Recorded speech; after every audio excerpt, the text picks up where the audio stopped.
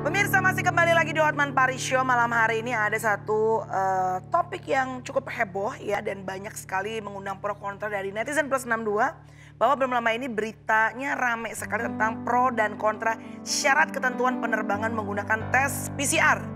Maka itu kita untuk membahas lebih lanjut langsung aja kita undang dan sudah hadir di studio Hotman Paris Show malam hari ini. Yang pertama ada Bapak Trisna Wijaya, Ketua Umum Dewan Pimpinan Pusat Sekar Pura II. Dan Bapak Gary Sujatman selaku Aviation Consultant. Apa?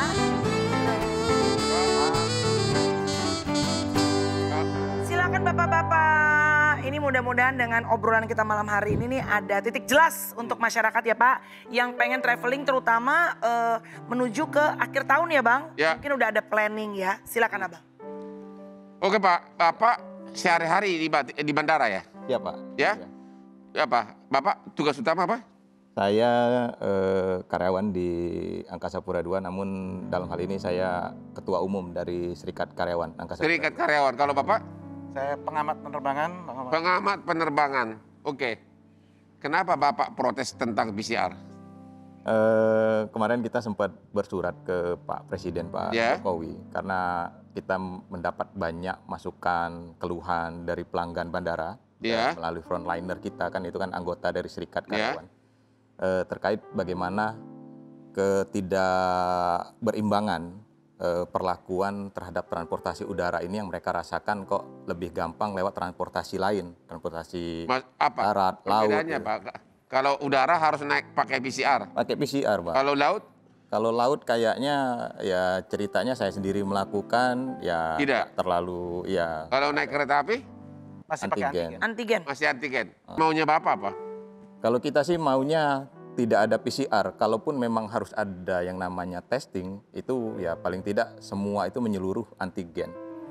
Minimal. Tapi kan Bapak kan harus akui bahwa antigen itu tidak jaminan. Akurasinya sangat diragukan. Daripada Bapak menyarankan agar PCR di pesawat dihapus, kenapa enggak Bapak mengatakan PCR pesawat tetap, tapi yang lain juga semua PCR termasuk darat dan laut?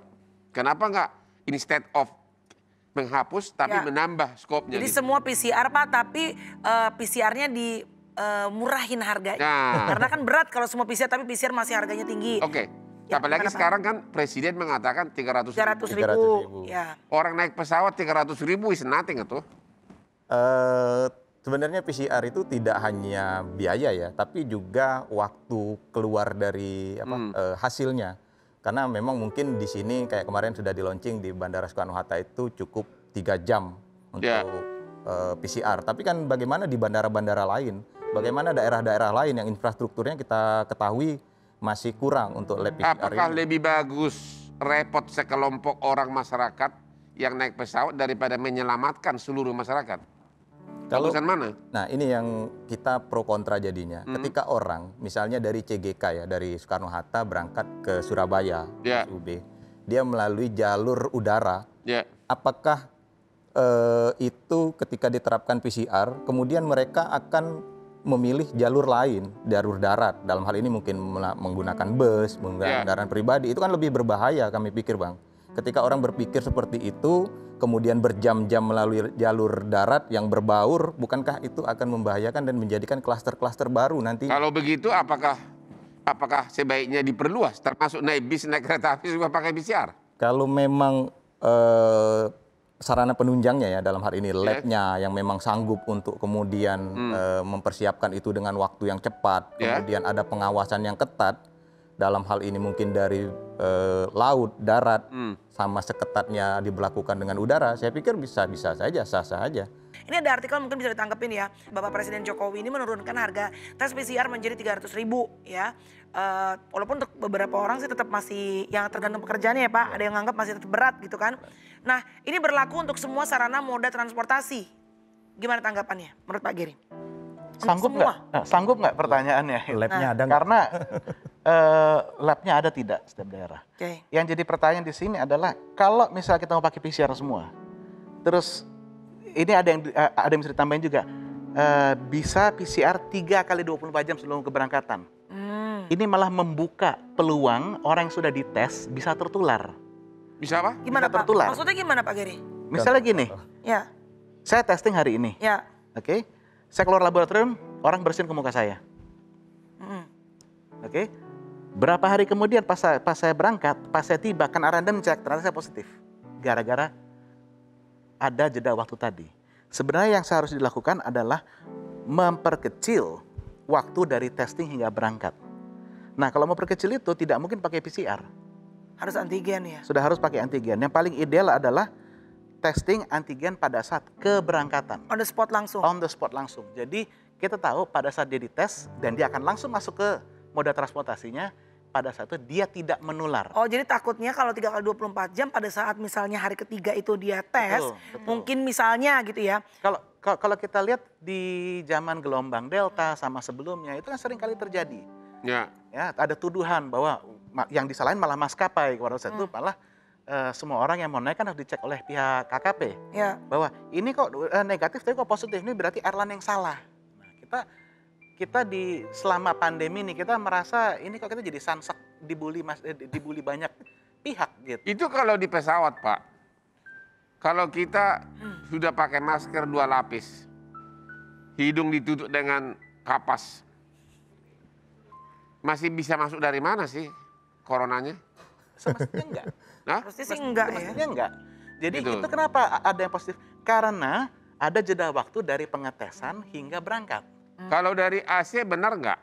Kalau di Garuda itu kan selalu ada pengumuman bahwa ventilasi kita sudah dilengkapi dengan alat yang menyaring corona. Iya, Itu benar nggak sih itu? Benar, Pak. Apa itu dikasih? Dia penyaring partikel, Pak, sampai penyaring partikel udara dari Yang disaring itu apa? Membunuh virus atau apa? semua, Pak. Dari partikel itu kalau nggak salah sekitar 0,03 mikron dia bisa saring untuk HEPA itu sendiri. Disaring hanya ada diapain? di pesawat, Pak. Dibunuh atau diapain itu? Kalau misalnya coronanya ini, misalnya si nenek ini masuk ke pesawat, ya, langsung dia berhembuskan napasnya ternyata udah penuh dengan corona. Ini terbang dia ke AC, gimana caranya? Tapi kan sekarang ada AC memang khusus untuk bisa mematikan ada ion-ion yang bisa mengeluarkan untuk mematikan si virus, Bang. Ada memang. Di pesawat ada begitu? Ada, memang itu teknologi untuk penyaring udara di pesawat, Bang. Jadi ada bahkan teman-teman itu menemukan mahasiswa UI itu membuat jurnal terkait HEPA itu. Bagaimana keamanan itu sendiri. Kemarin juga ahli epidemiologi juga yang dari Australia, saya lupa apa namanya, itu juga membahas terkait itu, bagaimana sterilisasi dari ruang udara pesawat itu sendiri yang sudah ada HEPA filter. Jadi yang itu hanya Garuda atau apa? Semua pesawat semua, Pak. begitu? Semua, Bang. Semua pesawat Semua pesawat itu menggunakan HEPA filter tadi. HEPA filter itu bisa membunuh virus? Bisa. Sampai dia bisa menyaring sampai 0,03 mikron kalau nggak salah ini. Oh ya? Ukuran. Kalau saya lebih aman lagi, pakai selimut, selesai. Iya, nanti jadi Biar nggak tutup dingin. kuping, tutup mata pakai kacamata, tutup hidung, tutup mulut, pakai selimut. Terakhir bukan karena kenapa-kenapanya, bukan gara-gara virus, sesak kurang oksigen. Tapi kalau misalnya udah pakai masker 2 ya Pak ya, terus udah kita juga udah antigen ya atau udah PCR atau apapun juga, pokoknya udah pengecekan, terus kita juga makan vitamin apa segala macam, should be okay sih. Mungkin pada saat di pesawat juga nggak usah buka sama masker sama sekali, unless bener-bener kepepet haus banget gitu kali ya Pak, tutup lagi langsung maskernya ya. Iya, kalau pesawat kan sekarang aturannya kalau penerbangan kurang dari 2 jam itu tidak diberi makanan. Tidak diberi makanan juga. Kami kemarin isi surat ya, kemarin bersurat, kita membandingkan bagaimana kemudian Cengkareng, CGK, ke Surabaya itu mungkin penerbangan butuh waktu sekitar 1 jam lebih ya, 1 jam setengah. Tapi ketika dia melalui darat, ketika PCR ini diwajibkan oleh surat edaran yang terbaru, berarti kan mereka akan beralih ke melalui jalur darat itu. Yang kita ngelihat sendiri di Google Map itu ketika kita cek itu sekitar 8 jam lebih. Bagaimana di bus itu, apakah dia memang selalu diingatkan prokes tadi, bagaimana dia bahwa di bus itu AC-nya tadi tidak ada HEPA filter dan lain sebagainya. Kemudian orang-orang dikarenakan tadi PCR-nya mahal, kemudian menunggu waktu yang lama, dia akan beralih ke sana dan itu yang kita khawatirkan akan menyebabkan klaster-klaster baru.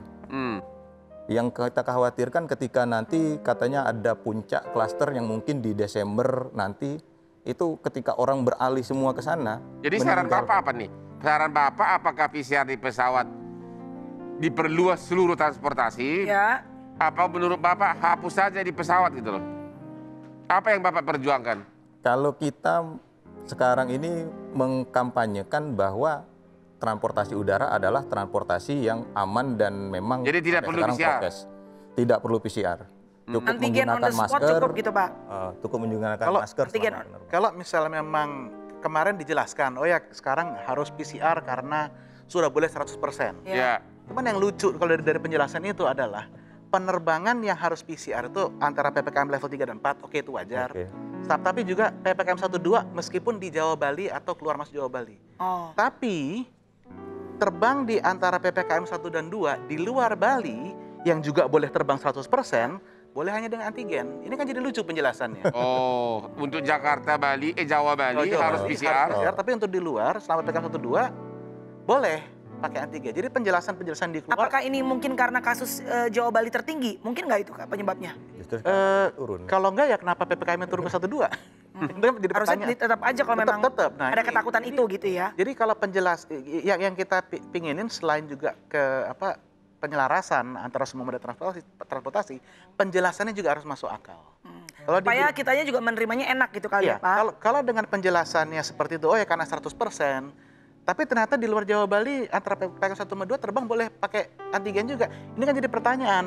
Ini kok penjelasannya nggak logis, timbullah skeptisisme masyarakat, pemikiran tidak mengenai apakah ini bisnis atau apa. Itu jadi macam-macam lebar kemana-mana gitu. Baik. Mudah-mudahan sih memang ada solusi yang benar-benar bisa sharp ya. Dan juga tadi seperti disampaikan Pak Giri memang ada explanation-nya yang make sense, yang bikin kita bisa menerima kalau patuh dengan aturannya tanpa juga berpikir macam-macam gitu ya Pak. Karena basically semua kita tuh benar-benar pengen banget terlepas dari pandemi ini ya. Nggak pengen banget ada gelombang ketiga nantinya. Terutama tadi disampaikan ini akhir tahun ini ya Mas ya. Ini yang sangat ditakuti ya. Takutnya orang traveling pulang kampung gitu ya. Whatever it is, mudah-mudahan kita benar-benar berdoa supaya pandemi COVID-19 boleh segera berakhir, Indonesia boleh kembali lagi stabil, kita bisa jalan-jalan lagi tanpa harus pakai masker, tutup kuping, pakai selimut. Hore! Dan Hotman bisa joget lagi. Udah lama ke Bali dia, sekarang cuma kancol doang Pak. Terima kasih ya, sehat selalu Bapak-Bapak. Jangan kemana-mana, saat lagi kita akan kembali tetap di Hotman Paris Show.